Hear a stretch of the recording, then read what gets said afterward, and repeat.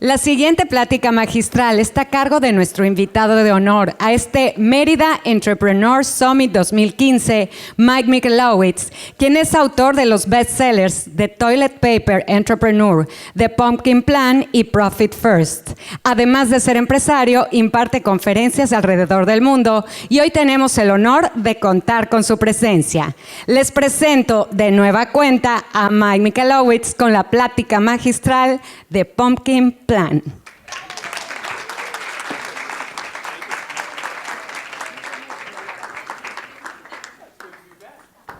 Oh, there we go. It's good to be back. You don't want to be that guy. Those are the words I heard that changed my life and gave me another vantage point, another aspect of my business that I didn't tell you about this morning. This morning we talked about profit. Now I want to talk about growth. And the words that did it for me was a business coach saying to me, you don't want to be that guy. Now he sounded like the Godfather. Have you ever seen that movie? He has a voice like this. And he looked at me and said, Mike, you don't want to be that guy. And that's what changed my life. I had started my first business. I did computer systems, setting up computers for businesses. And I had achieved, with lots of work, my first $1 million in revenue, which was a big plateau for me, but I wasn't making money yet. But at least I achieved $1 million in revenue, which, by the way, the entrepreneur's definition of $1 million in revenue is about 500,000, really. And I went to a business meeting, and there was all these different people, just like a group like this, all these entrepreneurs and people trading business cards. And there was one man standing by himself. And I approached him and I said, what do you do? And he said he was a business coach. Now this was back in 1998, 99, before business coaches were even popular. I didn't know what they did. So I asked him, I said, what does a business coach do? He says, we work with entrepreneurs that say they're doing $1 million and actually make it happen for real. I was like, really? Fascinating. I didn't know people lied about their numbers. So he came back to my office, which was the size of this stage right here, and he sat myself down with my 10 employees, my 10 colleagues. And he started to drill us with questions. I need to see your income statement. I need to see all the financial statements, your balance sheet, your cash flow statement. And I'm like, what are these magical words? I've never heard of these. And for 2 hours, he's drilling us with questions and drilling us with questions, trying to understand the business. And at a certain point, he said, I've had enough. Everybody, please get up and just leave the room. So all my colleagues, my employees get up and start walking out, and I get up too and start walking out of the room. And he points at me and he goes, not you, Michael, sit down. Now, if you've ever seen The Godfather, when you hear Michael, it's terrifying. So I sat down right away, and that's when he looked at me and said, Michael, you don't want to be that guy. And I said, what guy? What are you talking about? You don't want to be the guy who one day, at the end of his life, ends up in a rusty lawn chair, drinking a half-full glass of lemonade, regretting his life, working harder and harder in my business with nothing to show for it, sacrificing my family, working more and more and not making progress. And he said, that's what most entrepreneurs do. And he said, Mike, that's where you're headed. You see, he sat me down and asked me all those questions because he wanted to see how committed, how stuck I was in my ways. Where we all are in our business today is a direct result of the actions and decisions we've made over the last 5 years. And this business coach, his name was Frank, by the way, was simply finding out how stuck I was in my ways. And if I'd stay that way for the next 5 years, if my actions and decisions remain the same, I'd be in the same spot. And 5 years, and 5 years, all the way to the rusty lawn chair.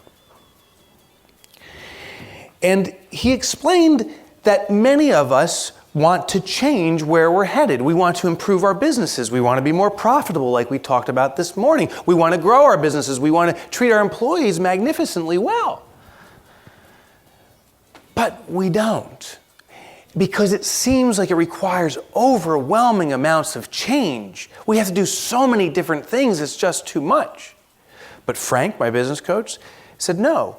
Most businesses don't need to change 95%, the vast majority of what we do. We only have to change a small portion, 5%. And then he shared an analogy that perhaps you've heard before. If a plane takes off from where I live in Newark, Nueva Jersey, and it flies to Mérida, if it's off its course only by 5%, the further the plane travels, the further it gets from its destination. The more we move, if we're just off the path by a little, the further we get away from where we wanted to go. So he looked at me and says, Mike, you just need to make a 5% correction in your business. And he goes, if you don't, you're going to end up in that rusty lawn chair. His voice, that's funny. And then he looked at me. And he said, I want you to think about that. Can you see what it looks like? I said, yeah. He goes, can you see your hair? And I said, yeah, I guess in the future, I'm missing my hair. And he said, not that hair, this hair. Oh, it gets worse. It gets worse.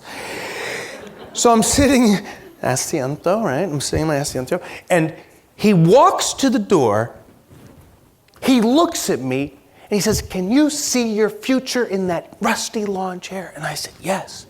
He goes, you can see the hair? I said, yes. He goes, whatever you do, don't think about what's going on down here. And he walks out the door. And I'm like, this is a business coach? Like, this is insane. Who is this guy? I sat there for minutes. It seemed like hours. He opens the door again, and he comes in, and he said, I can fix that for you, Michael. Do you want my help? And I looked at him and I said, oh yeah, I want your help. Fix my business, please. What I'm about to share with you is what I learned through Frank, my business coach. But I will tell you this, if you learn nothing from my presentation, if you get no value from it, I did just give you the best sales strategy of all time. Just do this to customers, they buy anything. Frank sat me down, he starts drilling me with more questions. He starts drawing charts and stuff on the board. And he's saying you just need to make this 5% correction. But it's very difficult to correct and fix your business when you already work all day, every day. It's hard to make these changes. And one particular night, I'm at home, I'm reading through the newspaper of my local town, and in the newspaper, there is a picture of a farmer with this massive pumpkin. Maybe you've seen pictures in your local papers here of these farmers that make these massive things. And the farmer was sitting there, leaning against the pumpkin, and the article caught my attention, so I started to read it. And the first line was an eye-opener. The first line said, the journalist asked the farmer, how do you grow a giant pumpkin? And the farmer said, it's easy. You just change the growing process by 5% from the ordinary growing process. And that woke me up. Frank, my mentor, was saying make a 5% change. This article said you can grow something massive by making a 5% change. And I studied for almost a year of my life, watching videos, going to farms. I studied for a year of my life how to grow a colossal pumpkin. And what I'm going to teach you now in the next 45 minutes or so we have together is how to grow a colossal pumpkin, which sounds a little crazy. But When you understand this, you will know how to do the same thing in your business. Step 1 to growing colossal pumpkin is called seed selection. If you are an ordinary pumpkin farmer, the very popular times, I know in Mexico, Halloween's starting to become popular too. The popular time to sell pumpkins is during October, the Halloween season. In fact, ordinary farmers make 80% of their sales during October, September and October. And so they have to have a large quantity, many pumpkins. So they're in the quantity game. The more seeds they can get cheaper, less expensively, and spread it over larger parts of the field, the more potential they have for success. They're in the quantity game. The colossal farmer, on the other hand, is extremely selective of their seed. They pick a colossal seed. They will look at the pumpkin seed and find the seed that matches the soil and the weather. And you can grow colossal pumpkins right here in Mérida, and you can do it in the most northern parts of Canada and everywhere in between. But it requires a seed that matches the environment. Okay, so that's step 1 to growing a colossal pumpkin. How does this translate to growing a colossal business? The ordinary entrepreneur is in the cheap, easy seed game, the quantity game. It's often called the better game. We look at our competition, and what's the easy thing to do? We'll just be better than the competition. If our competition has a great website, we'll say we'll make one that's a little bit better than their website. If my competitor answers the phone on 2 rings, I'll answer it on 1 ring. But to the customer, better is very hard to notice.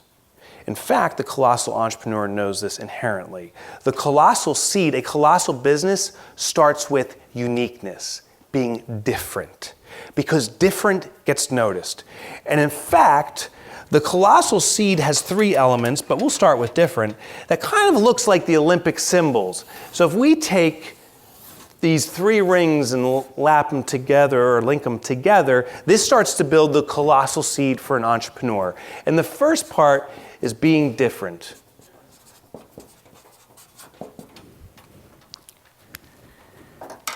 I'm going to give you a little lesson in science. I'm sure you had this when you were in early parts of school. And our teachers told us about the evolution of man. The hunters and the gatherers, the caveman stage. Maybe you remember hearing these stories. And during this period of mankind, there was the hunters, the men that would go and hunt the meals for the tribe, and there was the gatherers who'd get the berries and the fruits and protect the tribe. Gatherers were the women, and hunters were the men. Hunters would go out, and under their feet would be the crunching leaves and all the different noises of twigs and stuff as they walked around, and they'd be looking for the food. The louder the noise was under their feet, they didn't hear it, they didn't care. It was louder, it was better, but it was familiar, so it got ignored. The caveman mind was designed to ignore the familiar. Even if it was louder or faster, it didn't matter. He knew what it was. But the second he heard a screech in the distance or hoof prints in the distance, he would freeze and pay attention to it. So the caveman mind was wired to notice and pay attention to different. And the cave woman, the gatherers, exact same thing. They would go and see berries and different things on the trees. And when they saw a berry they had never seen before, if it was different, they'd pay attention to that because that could be food for the tribe or it could be poison. It mattered. Cavemen and cave women were wired to notice different, and it hasn't changed. Society and technology has improved, but our minds are still wired the same way. We are wired to notice different. Being better than your competition goes unnoticed. It's more crunching leaves under the feet. Being different gets the customer's attention. In fact, this is one of the most important aspects of your business. If your business is an amplification of you, it's more of you, of what makes you truly unique as a person, you have an advantage over the competition. What makes you different? One of my favorite examples, and Rodrigo was referring to Steve Jobs earlier. Steve Jobs had something that was really unique about him. And in fact, many of us express what makes us different as individuals when we're children, because we don't know the social norms. We don't know how we should behave, so we just behave how we behave. But then our teachers say, don't do this, and they punish us. Or our friends say, that's not cool, you're not like us, be more like us. And over time, we try to fit in with everybody else. But a few entrepreneurs hold on to what made them unique. Steve Jobs is a perfect example. Steve Jobs had something that was really weird and unique about him. And he expressed as a child, and he got punished for this behavior. His teachers disciplined for him. His friends made fun of him, but he held on to it, and he grew his company around this this uniqueness. Does anyone happen to know what it was? Anyone? You know, Steve Jobs was afraid of buttons. He had a phobia of buttons. They freaked him out. And because of that, he grew an amazing company. I love the survey that Manuel suggested earlier with the iPhone and the BlackBerry you mentioned, and no one has a BlackBerry, I noticed. But 5-10 years ago, you would have said you had a BlackBerry because everyone did. 5-10 years ago, the iPhone didn't exist yet. And I can only picture that meeting when Steve Jobs said, we must compete with the BlackBerry. And the engineering team went and looked at the BlackBerry, and the common thinking is better. So the engineering team went back and said, wow, this BlackBerry has a lot of buttons. We should do more. And they put more buttons on it. And they go to Steve Jobs for the meeting, and they say, hey, Steve, what do you think? It was probably like a scene out of The Matrix. As the buttons came closer, he's like, oh! No buttons, no mas buttons. And because of his fear of buttons and holding on to what makes him different, he was the first company to make a phone with no buttons. Because he was different, he was the first to blend technology with art. An iPhone, as Juan pointed out, exploded. It took off. What makes you really, really different? Have your business be an expression of it. It will get noticed by customers. They will flock to you. In fact, there's a saying from Oscar Wilde. He's a famous author, and he says, be yourself. Everyone else is already taken. That's the lesson. Truly be you. But that alone is not enough. There's a second part of the colossal seed, and it's top clients buying your uniqueness. Who are the people that love what makes you different? Those people are the ones we want to cater to most. I mean, just imagine for a second, your best customer right now, if they came back to you over and over again and more people just like them, wouldn't that be massive for your business? Wouldn't your business grow explosively if you had more of your best customers? You must deliver a difference to a certain customer niche, and we'll talk about that in a few minutes. And the last part is it must be systematized or automated. Systematized. I don't know how to spell systematized. Systematized. It must be running on automatic. And when you have something that's unique about you, top clients want it, and it's systematized, you have the seed or the part that will make colossal growth happen. And just so we're clear what I mean by systematize, if you can attract new customers, just like your top customers, cater to them, serve them, collect money from them, have them thrilled with the experience, all while you're sleeping, that's systemization. If you can have this happen without you being conscious to the world, sleeping away, you have a business that can grow potentially colossally. Now, the second step to growing a colossal pumpkin is called sprout review. If you're a farmer and you are an ordinary farmer, you go over your big fields. Remember, you're in the quantity game. The more pumpkins you can grow, the better. You look through your fields and you look for the weakest sprouts, the weakest ones. Because if a weak sprout is growing, you will need to help it along. You loosen the soil, you give it some more water so it can start to grow.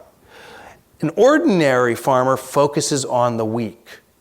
A colossal farmer, on the other hand, focuses on the strong. She will go to the strongest sprouts in the small patch and loosen the soil for the strong ones, give the strong ones more water. Because she knows if a sprout is strong in the beginning, it has the most potential to become strong at the end. It has the most potential to become colossal. In fact, she will even pull out the weak sprouts and get rid of them and just concentrate on the strong. You know, the ordinary entrepreneur focuses on the weak. I have some employees here. Who's my weakest employee? I'm going to concentrate on helping them along. I'm going to take my best salesperson and say, stop selling. Help my weak salesperson sell a little bit more. Who's my weakest customer? That one customer I can't stand at all. I will do everything just to get rid of them and take care of them. I'll just talk to them and serve them until they're finally happy. The ordinary entrepreneur focuses on the weak. The colossal entrepreneur knows that's a bad strategy because weaknesses can only be improved by inches, while strengths can be amplified by miles. The colossal entrepreneur says, who's my strongest salesperson? I am going to do everything to make his job easier. I'm going to remove all the distractions and he's just going to sell because he could sell a lot more. Who's my strongest customer? I, as the owner of the business, am going to concentrate on my strongest customer because they do the most business with me and I love doing business with them. I want more of them. And here's the one strategy you can use today to start feeling explosive growth in your business, and it is by focusing on your strongest customers. There's a specific way to do it, by the way, and I call it a client assessment. What you do is take your clients that you work with today and sort them out by revenue, most revenue to least revenue. So you make a chart, and this is revenue, sales, okay, and then this we'll talk about in a second, and you sort out your clients from the most revenue to the least. So that one client that brings in 100,000 pesos or another brings in 75, and you sort these down as it gets smaller and smaller, and I'm sure you have many clients down here like this. The reason we want to create a list of our clients sorted by revenue is that people show their appreciation for you, clients show their appreciation for you by how much they spend. I have a saying, people don't speak the truth through their words, we speak the truth through our wallets. In fact, we love to lie to each other all the time. ¿Cómo estás? Muy bien, muy bien. Everyone's good. Everyone's always good. Outside, everyone, muy bien, muy bien. I'm like, really? Is it that good? Is today like the perfect day in Mexico? But we have to say that because it's socially appropriate. If you came to me and said, ¿Cómo estás? I say, muy mal. You're like, oh, Lord, bye, adios. And you wouldn't want to talk with me. It's socially appropriate to say things are fine. And if I ask my customers, if you ask your customers, how do you like working with us? Your customers will say, we love it. It's fantastic. It's wonderful. But then they may never do business with you again. They may never buy from you again. Instead, look for the customers who spend the most. And for certain businesses, customers that come back to you over and over and over again. Those customers are showing through actions they love you the most. Just to drive home how important it is to watch people's actions and not listen to the way we speak, I had an example. I was in Copenhagen, this is now about 3 years ago, doing this exact presentation. I was speaking to larger businesses, they call them mid-cap companies that do 500 million US to about $1 billion US. It's a big room. There is about 1,000, maybe 700 people in the room, massive room. Anyone here from Europe by any chance? Oh, good, okay. So it's in Europe, in Copenhagen. I'm the only American there. European presenters are perfect, meticulous, dressed perfectly, behind the podium, the slides ticking off perfectly. It is amazing. It is like a time clock. Tick, tick, tick, tick, tick. At the very end of the conference, they have one last speaker visiting from the United States. Now, what happens is when you speak to audiences, we write a contract. It's called a rider. And what a contract has, it specifies certain things for an event. If your event has music, for example, this is the song that Mike comes up to. And if your event has this and that, this is what Mike needs, the type of microphone I need, and so forth. Well, at this event, there was no music whatsoever. Zero. It was total silence. But in my rider, it says, Mike's song is Jukebox Hero by Foreigner. And I'm off the stage, and they say, we'd like to welcome, visiting from the United States, our final speaker, Mike Michalowicz. I'm off stage down here, and all of a sudden you hear this music come on here, the bass of this song, Jukebox Hero, bum, bum, bow! And the whole audience is like this. I didn't know what to do. So all of a sudden I channeled Anthony Robbins. Do you know Anthony Robbins? He's un hombre muy alto con dientes enormes. So I don't know what to do. I decided to become Anthony Robbins. I run up on stage and I'm like, hello, Copenhagen. And that was the response. Silence. So I go, I can't hear you. Silence. And this got worse. I start drawing charts. You can see I have energy. I like to run around. I start drawing this chart. These are large companies, and just like us entrepreneurs, this matters to large companies too. I'm drawing this chart. I have this big marker in my hand, this big brown marker. I'm drawing. I come to the stage, I'm like, do you understand this, Copenhagen? And there's sweat coming down. With the marker in my hand, I come up to wipe the sweat off my face. I drew the most massive unibrow you've ever seen. And no one said anything. No one said anything. Now, all of a sudden, no one could look at me. All of a sudden, my presentation was the best presentation of all time because everyone had to take notes. Ooh. Like this. I'm like, wow, this is good. Like one person would look, oh. 45 minutes and no one said anything.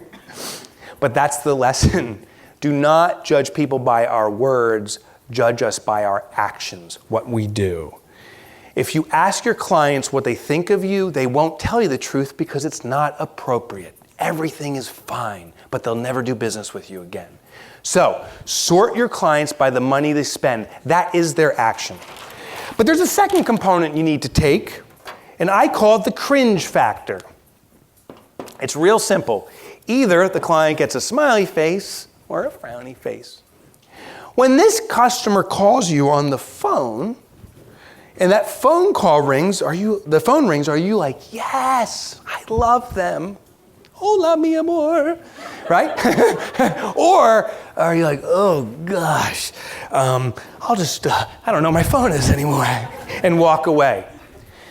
If you love them, they get a smiley face. If you don't, they get a frowny face. And sometimes, some of your best customers are in the middle, and sometimes some of your worst customers are not up at the top all the time. It's at the intersection of the customers that pay you the most and you love to do business with who are your best customers. And I know you can do this in your head now. Think about it now. Think about your clients now. Do you have a client that pays you well and you love to do business with them? I'm sure you do. Don't you want more of them? Don't you want to have clones of them, many copies of that best customer? I'm going to show you how to do that. So my little computer company, I went through this process and I identified my best customers. And one of my best customers happened to be a hedge fund, a company that trades stock. Once you identify your best customer, I implore upon you, I beg you, go meet with your best customer and learn about them. Learn so much about them that you know their industry, you know them better than they even know themselves. Because if you know them that well, you can clone them. I went out to lunch, and I encourage you to take out your clients to lunch, to meet with them face to face. I took my hedge fund client out to lunch. His name was Larry, and I sat down with Larry, and I started asking him questions.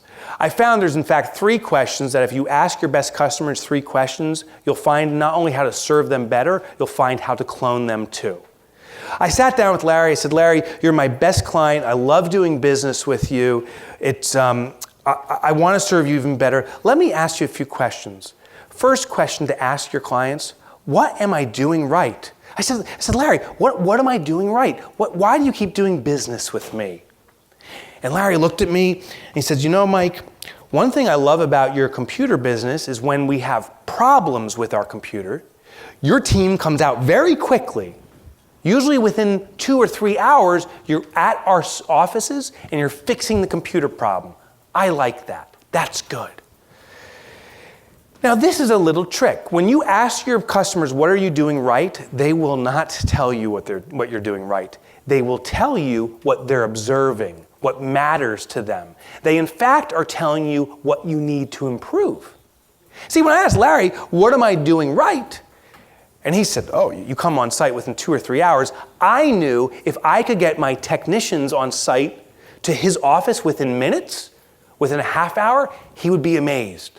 And that's exactly what I did. Larry's office was here. I had other clients around him. I was always sending my technicians to be near Larry. And if Larry called, he's my best client, I would take my technician from another client and get him to Larry, usually within minutes. And Larry was thrilled. He was blown away. But I knew he would. He told me he would be.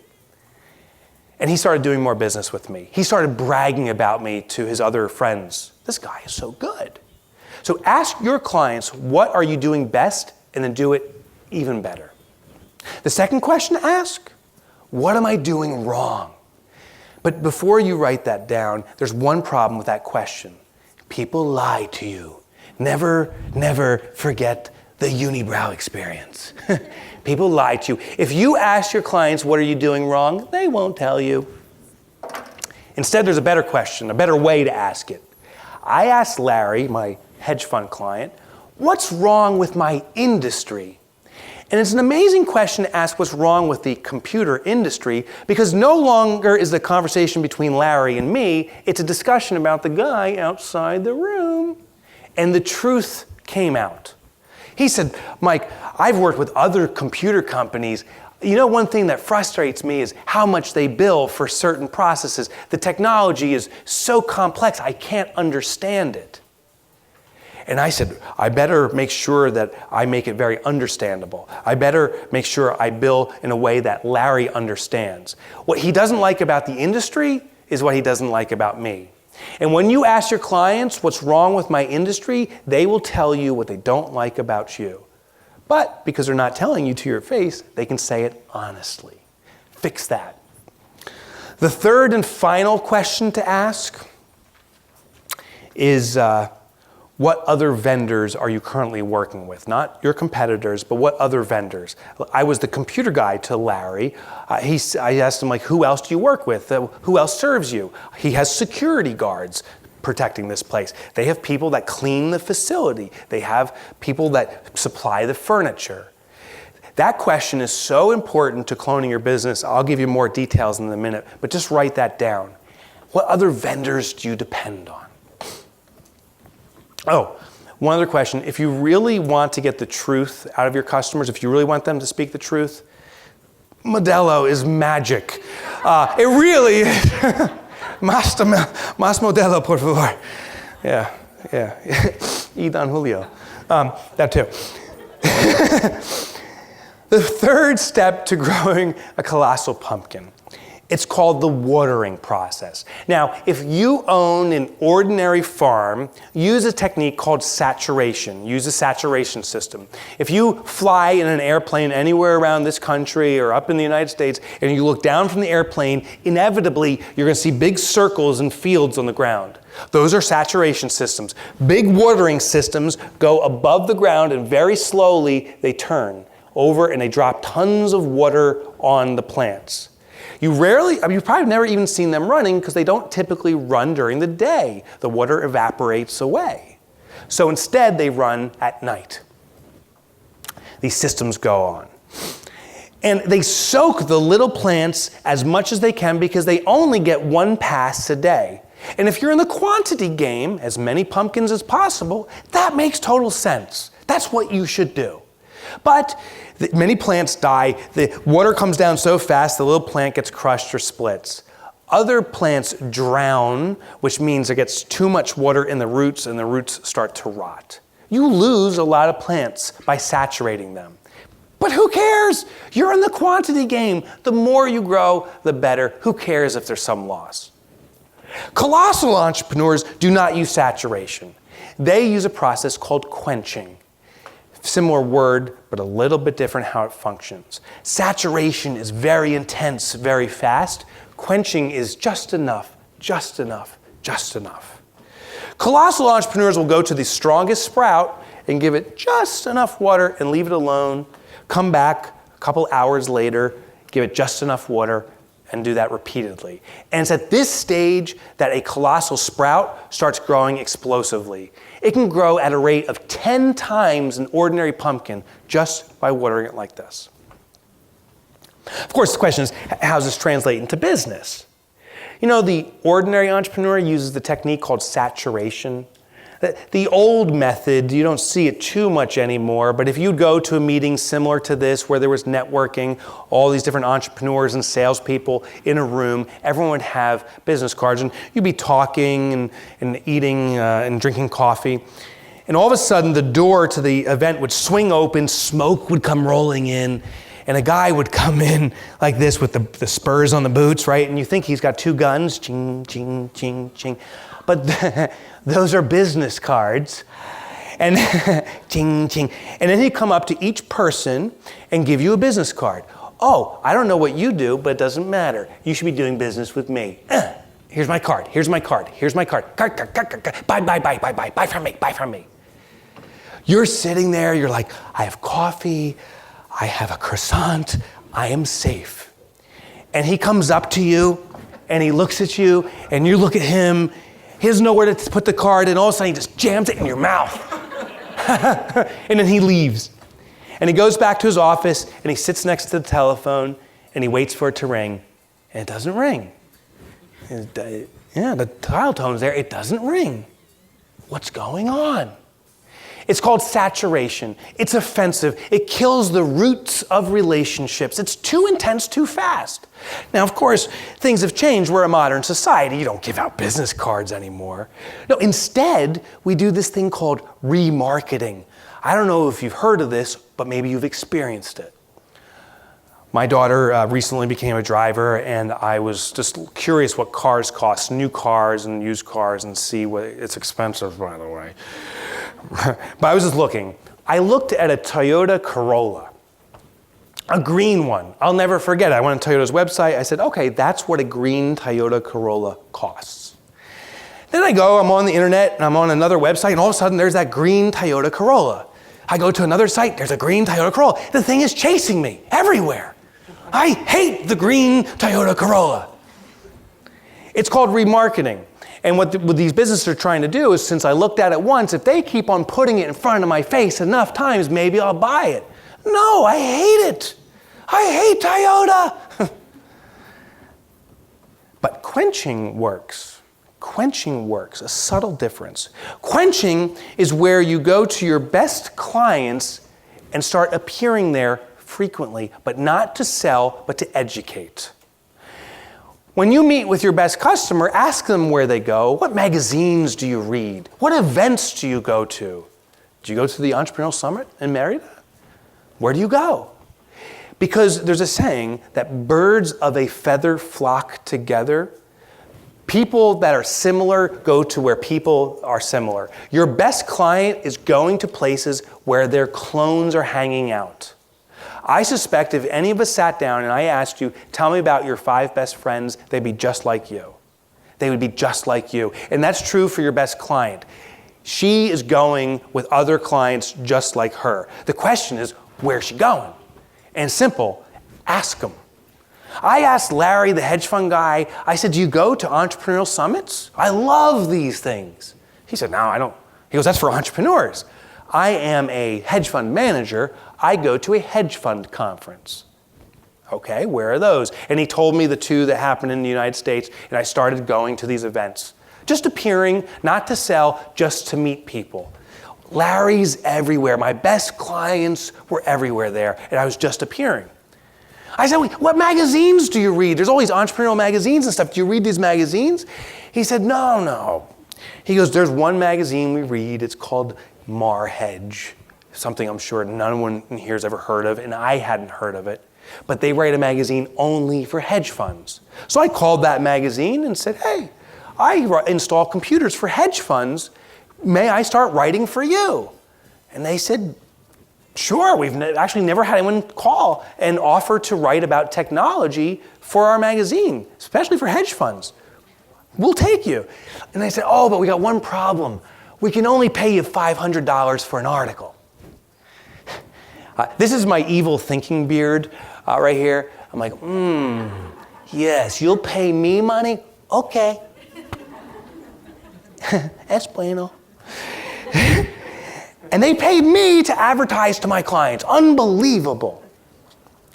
And I know you won't be surprised, very quickly, my best prospects were hearing about me because I was always there. I was quenching the market, constantly being there.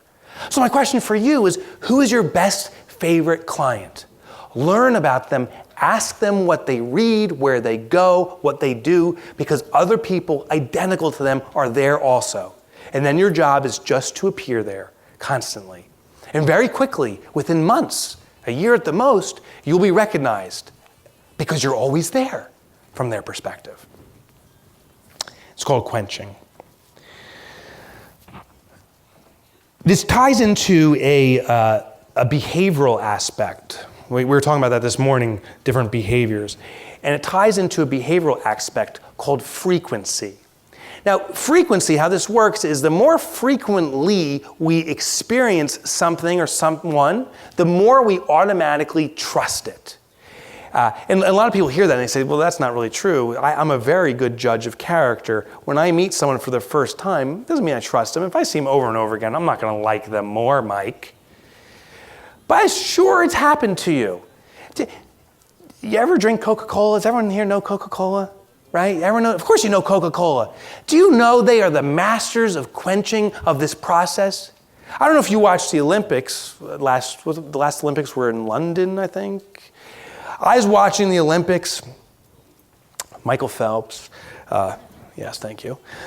Michael Phelps wins another gold medal. Bob Costas. Do you know who Bob Costas is? No, whatever. A sports announcer comes on. He says, Michael Phelps won another gold medal. We're going to go, before we go to this ceremony, we're going to go to commercial break. They turn on the commercial, and all of a sudden, the commercial pops up, and there's that perfect bottle of Coca-Cola. That one bead of sweat is dripping down the side. And then, a polar bear hand or something grabs it, and right, and chugs it down, which is kind of weird. But Coke knows none of us are going to sit watching this commercial and say, oh my, I am watching the Olympics and I'm not drinking a Coke. What am I thinking? I have to go buy a Coke right now and run out the store. Of course not. But Coke doesn't want that. All they care is that we see the logo just one more time. Because the next time you're in the supermarket and you see a liter of Coke and a liter of generic soda and you want soda, chances are you're going to buy a Coke. Even though it costs like 10 pesos more, or more than that, 20 pesos more, we will buy the Coke. Why? Because we trust it more. We've seen the logo more. And behavioral wiring, the way we behave, is so intense that when we drink the Coke, because we trust it more, it automatically tastes better. We're like, this is delicious. Oh, I love it. It's better than anything else out there. But logically, we know the Coke and the generic soda is identical. It's carbonated water, caramel color, and sugar. We know it's the same, logically, but we buy the Coke. And if you did a blind taste test where you mixed them all up and had to randomly pick them, most people cannot tell the difference. And I bet you couldn't either. But because we saw it frequently, we trust it more.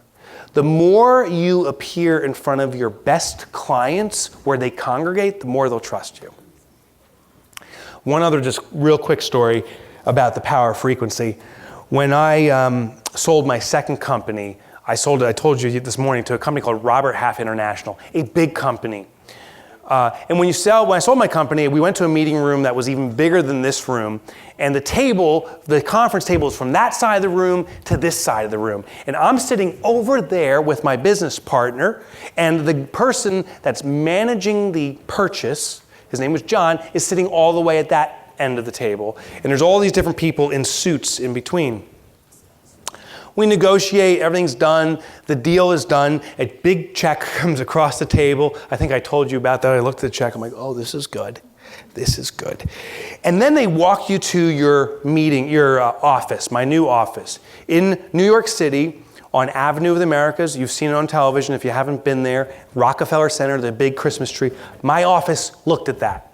And I'm sitting there, and it's the start of the day, and I start working on the computer. I'm just clicking and stuff like this. I called my wife. I said, biggest day of my professional life just happened. We have been purchased. We sold the company. I can't believe it. I think I'm not going to come right home. I'm an employee for the first time in a long time, basically the first time in my entire life. I'm an employee. I'm not going to come home at 5. I'm going to put my best foot forward and work a little bit later. So I'm sitting there, I'm working, it's now 7 o'clock at night, everyone's still working, 8 o'clock at night, everyone's still working. I'm like, what's up with this place? Well, these people had traveled in from all over, they didn't have family to go home to that night, so they might as well work late. It's now 10 o'clock at night. I'm like, how much Tetris can I play? It is very funny. If that translates, it's hysterical. If it doesn't, it's pathetic. I leave, I finally leave around 10 o'clock. I go to the elevator, I push the button, elevator comes up, and the doors open, and the scariest human being on the planet is in there.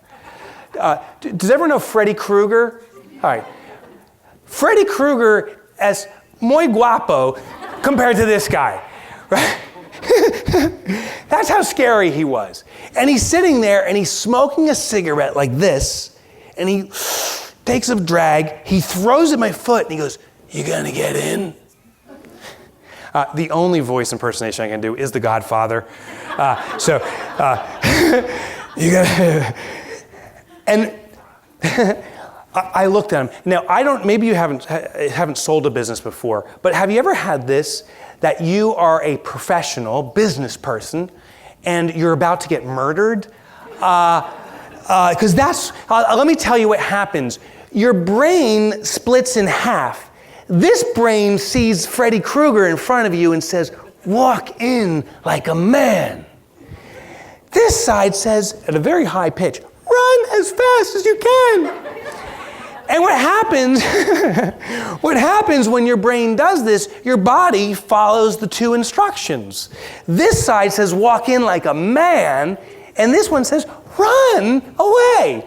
And so when he said, "Are you going to get in?" I did this. And I walked into the elevator like this. I got in the elevator.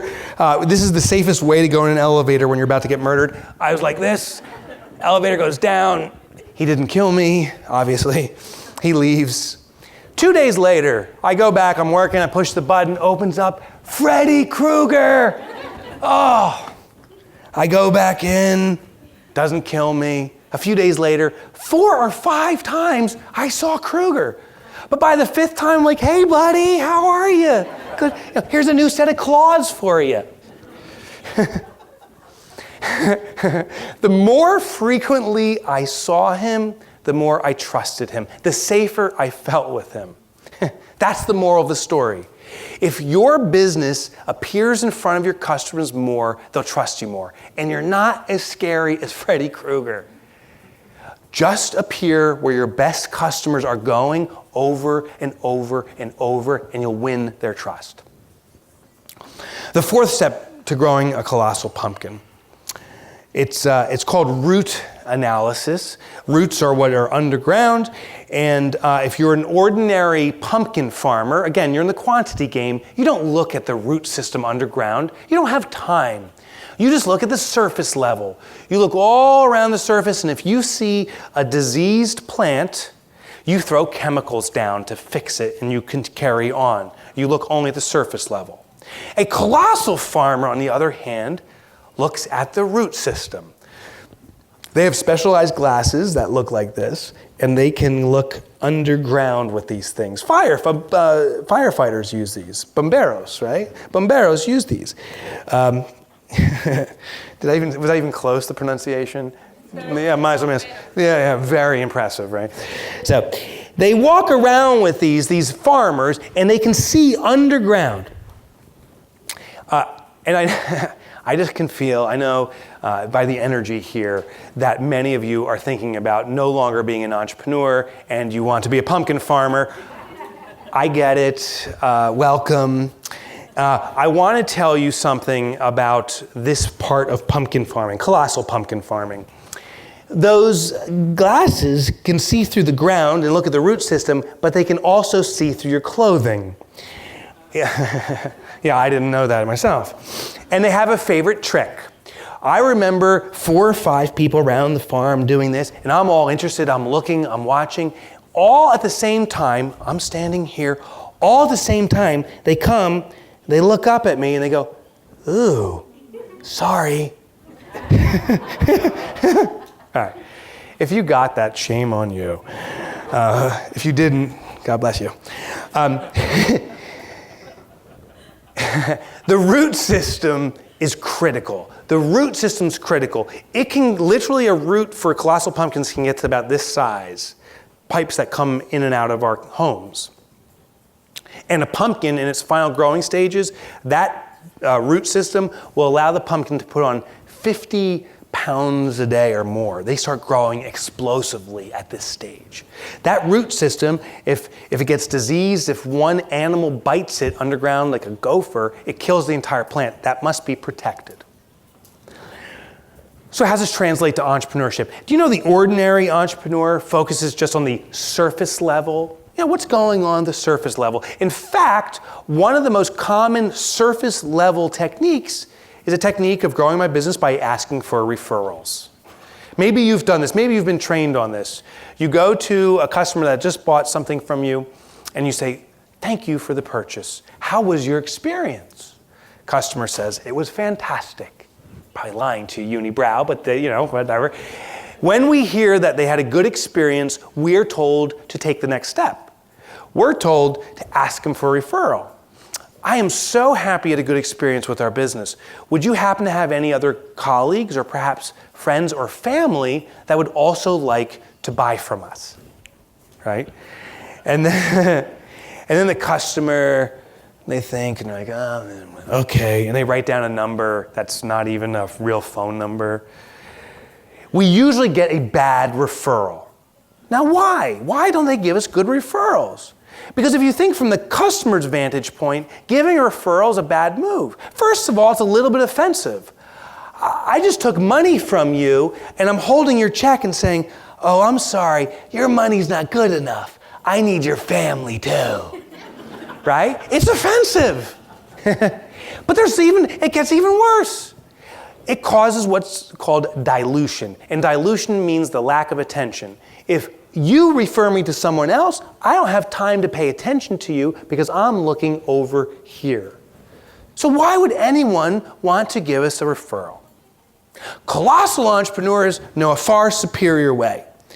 And it's not by asking for referrals, it's by asking for other vendors. Remember that question I told you a little bit earlier on? What other vendors do you work with? Who else serves you as a client? When I was sitting with Larry, the hedge fund owner, and I asked him, what other vendors do you work with? He looked at me and said, what do you mean? Why do you care who else works with me? I said, Larry, I'm the computer guy. If I know the people that do your electrical work, maybe I can work with them to run the wires appropriately. If I know the people that do your furniture, maybe I can set up the computers more efficiently so it works well with your furniture. If I know the security guards, maybe I'll stop setting off the alarm when I come in. And Larry said, you are the first company ever to ask me about my other vendors. Let me introduce you to all of them. And I suspect if you ask your best clients what other vendors they work with, they will be blown away because no one else asks. Now, the power is this. No longer is it dilution. I'm not paying attention to you. I'm paying attention here. Now it's focus. I am serving you even better because I can work in conjunction with these other vendors and we can focus on you collectively. So for your best client, this is a great deal. I called the furniture guy. This one furniture company makes what's called a trading desk. This is a big desk that the brokers sit on and they work on their computers. What's important about a trading desk is the computers that I was setting up were installed into the desk to achieve what's called linear line of sight, meaning straight line of sight. You could see the keyboard, the monitor, the mouse without having to move your head or eyes. It was all right there. That means you can trade faster and you can make more money. I called the trading desk company. I said, hey, I have a great client, Larry. And they said, oh, we love Larry too, right? Your best clients are probably not just best to you, they're probably best to all their vendors. So I called them, I said, I work with Larry, they're wonderful. And they said, we love Larry too. I said, I'm the computer guy. I'd love to see how we can collaborate and perhaps I can serve you in serving Larry better. Maybe I can do something with the computers that makes your job easier. And this vendor said, that's a great idea. Because I noticed when you guys are going out and putting the cables in the desk, you're putting the cables in the wrong spot. You're putting it where the electronics are, the electrical wire is, where you should put it on the other side of the desk where the data cables go. And if you simply did that, when we expand or change the desk around, there'd be no more problems. That was news to me. So from that day going forward, we installed the cables in the right spot. Our mutual client, Larry, thrilled, less problems. He's so happy we're collaborating. But the real magic was that vendor of the trading desk company. They called me about, 6 weeks later after we started working together. And they said, hey, we just got a brand new hedge fund that we're installing a desk for. They don't like their computer guy. Would you be interested? Yes, I would. My evil thing, yes! And that trading desk company turned me on to 7 copies of my best client. My company grew explosively. Think about your best client right now. What if you had 10 copies of that best client? Whew, that would be huge for your business. And they are sitting there waiting for you. And the key to finding them is the other vendors. Ask your best client who the other vendors they are that work with them and start meeting and networking with them. They are the gateway to more copies of your best client. The last step to growing Colossal Pumpkin is called the pruning process. And if you're an ordinary farmer, quite frankly, you don't do too much pruning, meaning you don't do too much cutting. You want all the pumpkins to grow. The more that grows, the better. You're in the quantity game after all. But colossal farmers, interestingly, prune constantly. And I know Rodrigo was talking about it earlier. As pumpkins were growing, colossal farmers cut off the small pumpkins because they know as a colossal pumpkin is growing, if a small one is growing here, it is stealing water and nutrients and the attention of the farmer. So the colossal farmer immediately cuts it off so that more of the water and nutrients and focus goes to the colossal pumpkin. This translates directly to business. The ordinary entrepreneur tries to let everything grow. More business, more pumpkins. We like to use the word more opportunities. More. And we're constantly running around our field doing everything. Colossal farmers have an absolute discipline of saying no to little pumpkins, which is opportunities. No. I heard Rodrigo talk about it. Steve Jobs had the discipline of saying no. In fact, in his final interview before he passed away, the journalist asked him, what do you attribute your success to? Now, Steve Jobs grew Apple to $1 billion company 2 times, right? He left, came back. He grew Pixar, a movie company, to a $1 billion company. He grew a company called Next Computers to 100 million when it failed. I want that failure. That's a good one. And they said, how do you do this over and over and over and over again? And he said, if he has to attribute it to one thing, it's been his discipline of saying no to great opportunity, to no to great opportunity, no to great opportunity. It's by always staying focused on that one big thing and cutting off everything else. As I tell people this process, the pumpkin plan, it absolutely is about focusing on a niche, catering to it better than your competition ever has, by super focusing on the best and trying to clone them. People hear this, they say, it sounds good, but that may not work. I just want a guarantee. I mean, what if the industry falls apart? What if those clients go away? Then the game's over. Mike, just give me a guarantee, and then maybe I'll do it. Well, there is a guarantee in pumpkin farming. The problem is with ordinary pumpkin farmers. I can guarantee that none of us will ever go down any country road, down any street, past a farm, and you see an ordinary farm, and miraculously a colossal pumpkin just happens to be growing there. It's impossible. It's prevented by ordinary growth. The farmer's seeding everything. A colossal pumpkin just doesn't sprout up. Yet ordinary entrepreneurs expect that. We try to water and care for everything. We just expect something to grow explosively. You're guaranteed that will never happen. You can't. And the farmers have proved it. Now, what's interesting is colossal farmers, sometimes it doesn't work for them. Sometimes a pumpkin grows so fast that it collapses under its own weight. Other times, storms come through. El Nino comes through again. Please stop sending it to the United States. We do not need it anymore. And it destroys the pumpkin. What's fascinating about colossal farmers is none of them said, I guess it doesn't work, I give up. What they said is, I guess it wasn't my season, and they went right back to pick the next seed and started the exact same process over again. The process I shared with you works. It works consistently. But the one thing we can't control is the season, the economy, the rise of competition, the changing of the markets. The process doesn't change, the season does.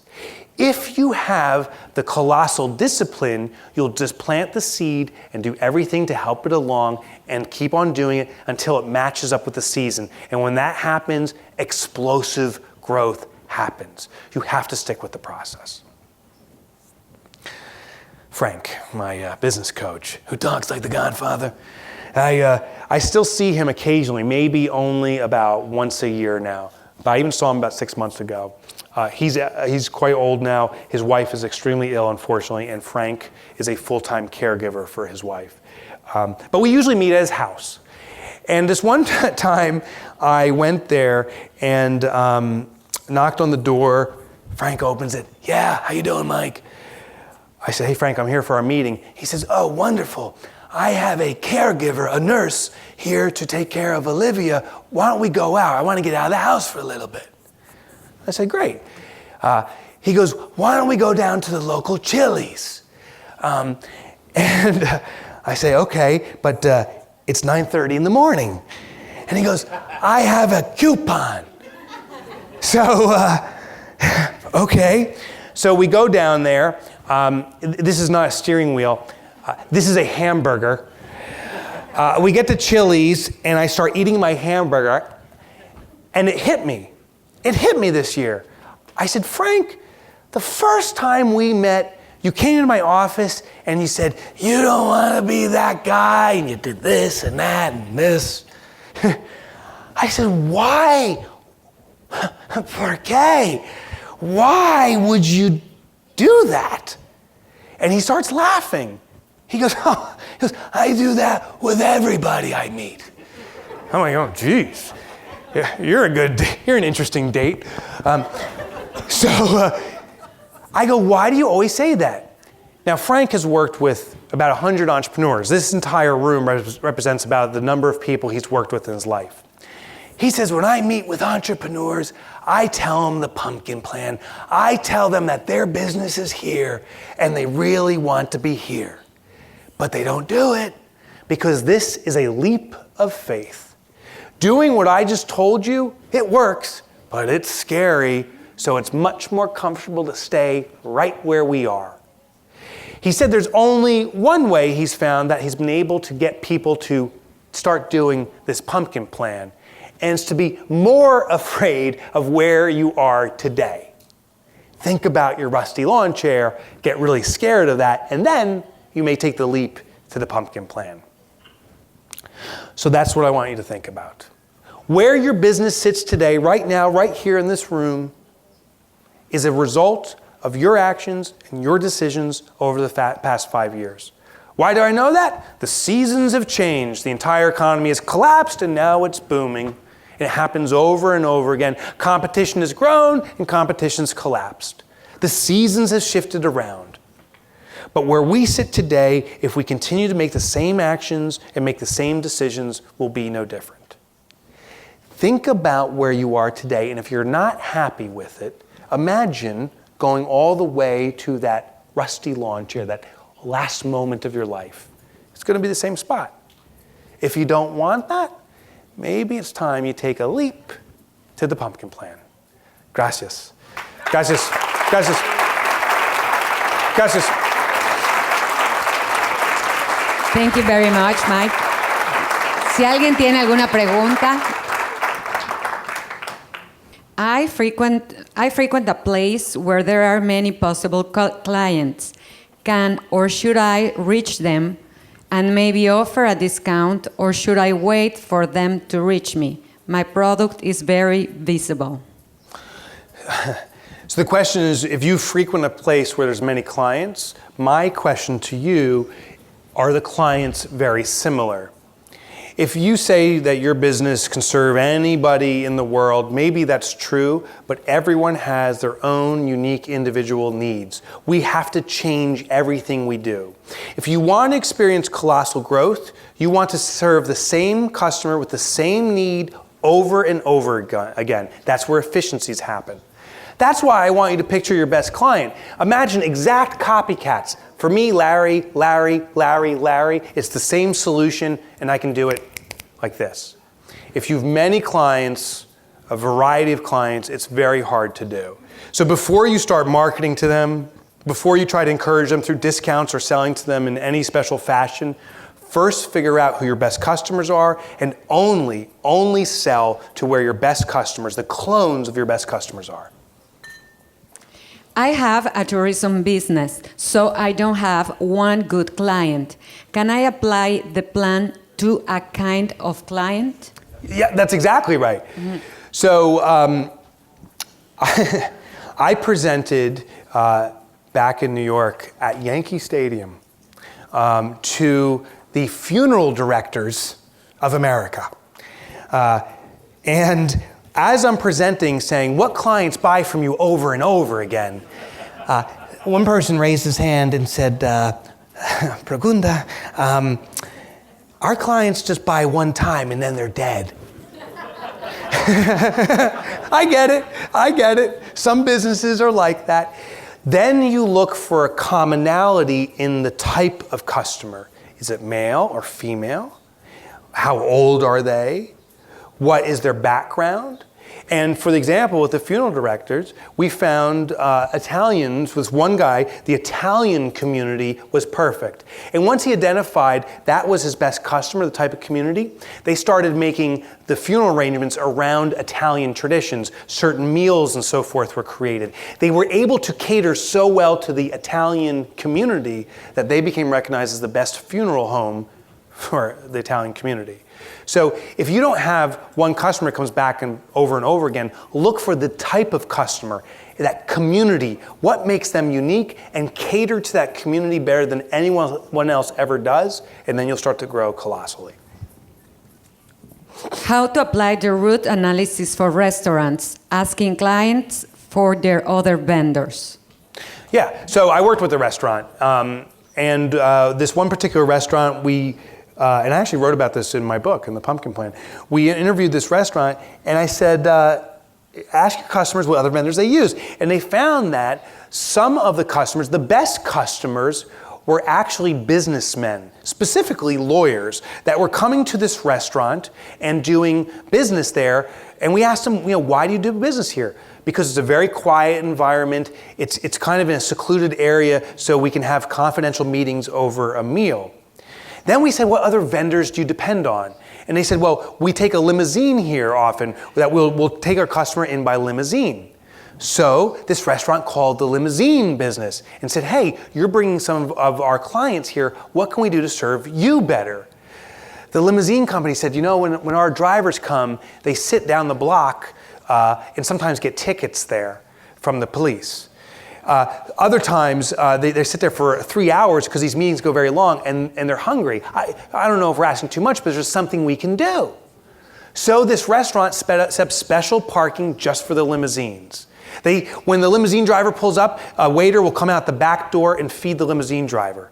Well, guess what business is packed now with limousines driving in lawyers? So if you're in a restaurant, ask your best customer, what else do they use? Tell me about the business you're in. What do you do? Who else do you work with? Maybe there could be a limousine driving customer in after customer into your business. The smart pumpkins can't group. I have to cut them off, or I can wait till they group. Till they grow. Till they grow? Sí. Till they grow. Could you say that in English? I'm kidding. I'm kidding.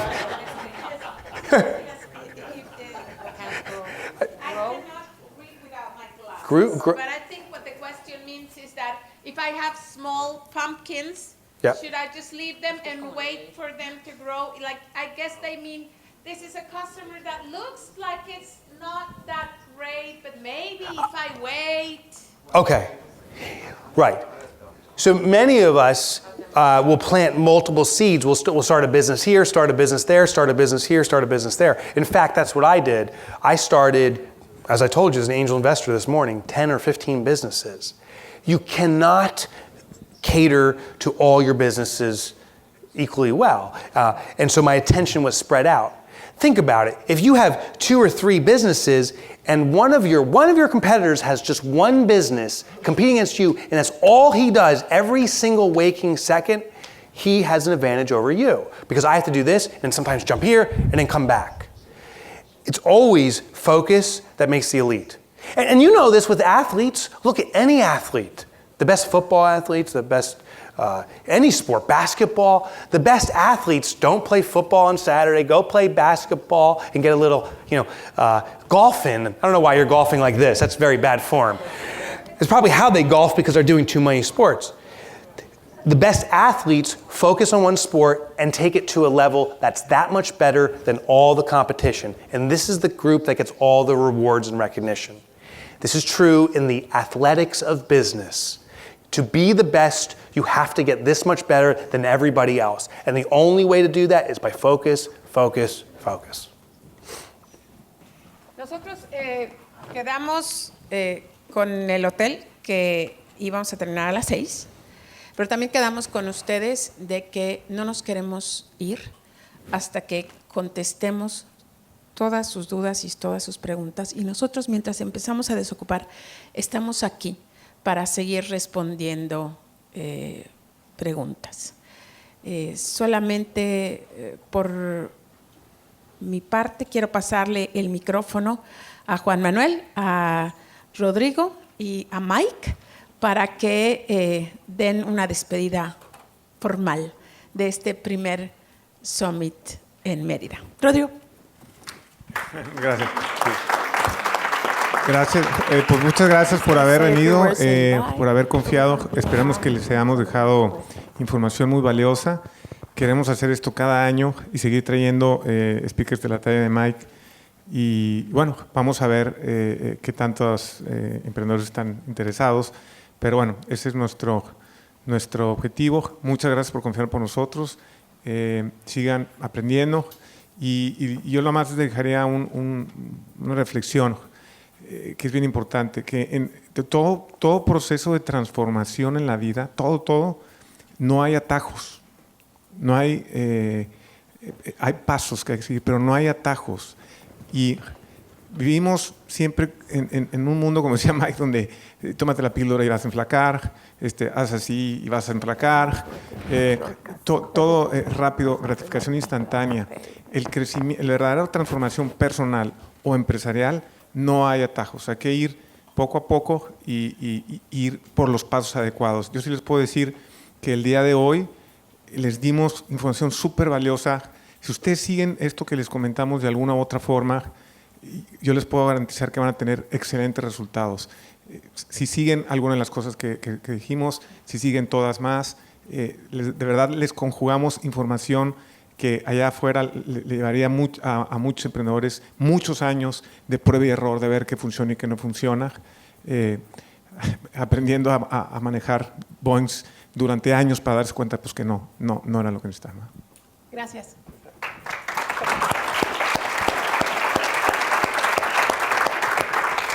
Bueno, yo nada más dar las gracias a todos por haber venido, obviamente a ustedes, especial a Maru, primero por haberme ofrecido participar en este proyecto por alguna razón que desconozco hasta el día de hoy. Pero lo segundo y más importante, por haber confiado, obviamente, algo que hoy en día está encontrarse socios de ese nivel, ¿no? Y haberme permitido, obviamente, integrarme como, también por idea de Rodrigo, haberme integrado a este trío de mosqueteros para formar los 3 mosqueteros y medio, con algo que se empieza. Y bueno, a los 3 agradecerles haber estado con ustedes, no solo en el escenario, sino en el business, de estar participando en este evento. Que sí, como bien dice Rodrigo, hicimos una prueba conejillo de indias. Ya nos sentaremos a analizar entre la respuesta de ustedes, obviamente, y nosotros, la posibilidad de hacerlo repetitivo y con un plus, obviamente, cada año, ¿no? Entonces, vamos a agradecerles por la confianza de haber venido y muchas gracias. Sure. So I have the microphone here. You know, there is 100 of us roughly in this room, and there's about 100 million people out there. I applaud you for having the courage to be here for an entire day to learn, because what you learned, what the 100 of us learned here, will serve the 100 million out there. So I applaud you for that. Bravo. And I'm gonna try my best Espanol. Tú eres mi hermanos y hermanas de empresarios. Gracias.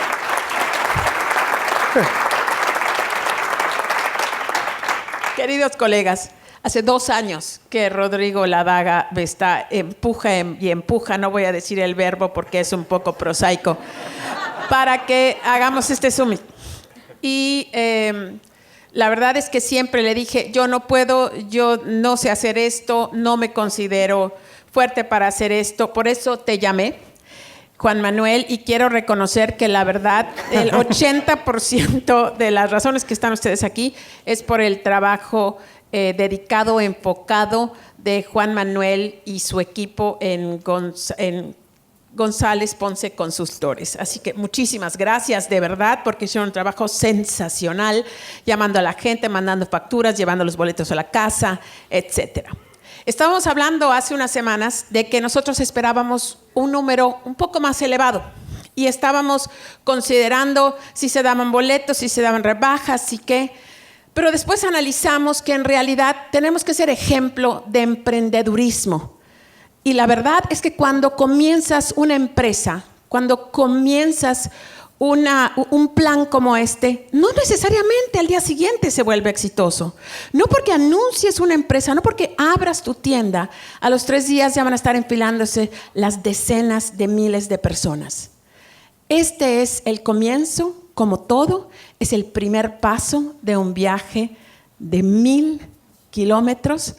Esperamos los 4 saber de ustedes. Manden sus comentarios, por favor, a la página de Facebook, lo que hicimos bien y lo que nuestra industria está haciendo mal, como dice Mike, para que podamos mejorar necesitamos ideas, necesitamos educarnos, necesitamos fortalecernos. Nosotros ya dimos el ejemplo. Muchas gracias a todos.